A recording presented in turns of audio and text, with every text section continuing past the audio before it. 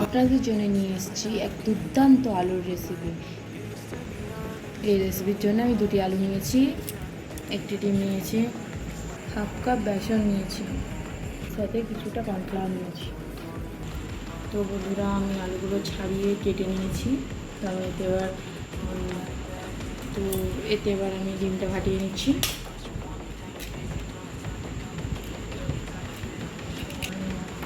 বেশি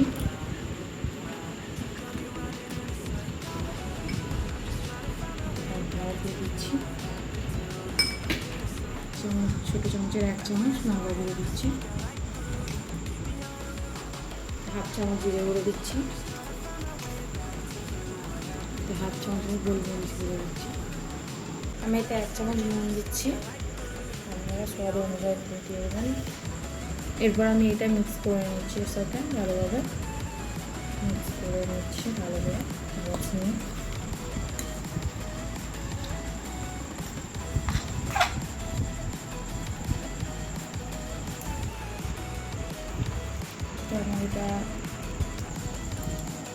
আমি এতে একটু জল দিয়ে নিয়েছি, একটুখানি অল্প করে দিয়ে আমি যে মেখে নিয়েছি ও মাখা হয়ে গেছে। এবার আমি এটা চলুন ফ্রাই করা যাক।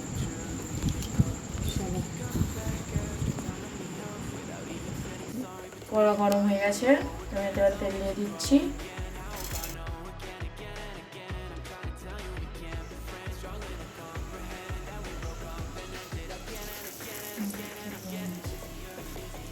বন্ধুরা, আমার তেল গরম হয়ে গেছে, তো আমি এতে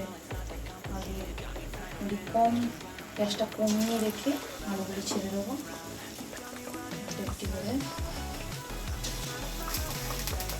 গ্যাসটা কমই রাখবেন, তাহলে আলুগুলো সিদ্ধ হবে ভিতরে, মুচে হবে, খেতে ভালো লাগবে।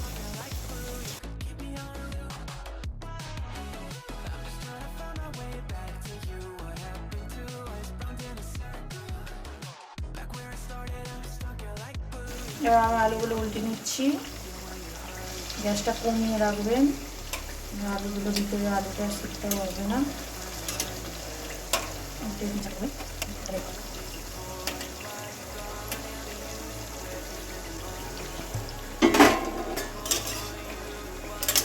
তো আমার ভাজা হয়ে গেছে, এবার আমি এগুলোকে তুলে নিচ্ছি একটা একটা করে।